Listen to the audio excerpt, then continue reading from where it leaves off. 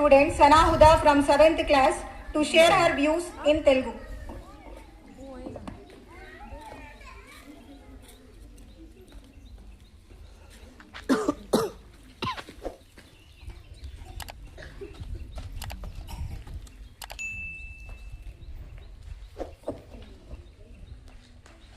అస్సలాము అలైకుం వరహ్మతుల్లాహి వబరకాతుహు.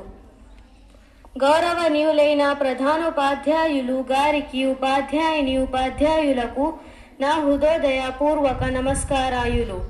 నాతోటి విద్యార్థిని విద్యార్థులకు ముందుగా గణతంత్ర దినోత్సవ శుభాకాంక్షలు. నా పేరు సనాహుదా. నేను 7వ తరగతి చదువుతున్నాను.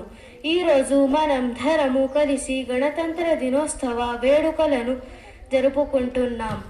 ప్రతి సంవత్సరం జనవరి 26న భారత గణతంత్ర దినోత్సవం జరుపుకోవడానికి ప్రధాన కారణం ఏమిటంటే 1947 ఆగస్టు 15న భారతదేశానికి స్వాతంత్రం వచ్చినప్పటికీ మనల్ని మనం పాలించుకోవడానికి కావాల్సిన రాజ్యాంగం రాలేదు.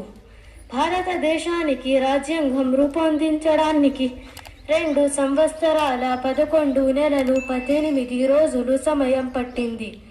భారతదేశానికి రాజ్యాంగం రూపొందించడానికి 2 సంవత్సరాలు 11 నెలలు 18 రోజులు సమయం పట్టింది.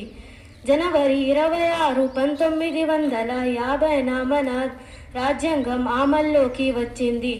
అప్పటి నుండి ప్రతి సంవత్సరం జనవరి 26న మనం గణతంత్ర దినోత్సవాన్ని జరుపుకుంటున్నాం. నాకు ఈ అవకాశం ఇచ్చినందుకు ధన్యవాదాలు. జై హింద్, జై భారత్. Thank you.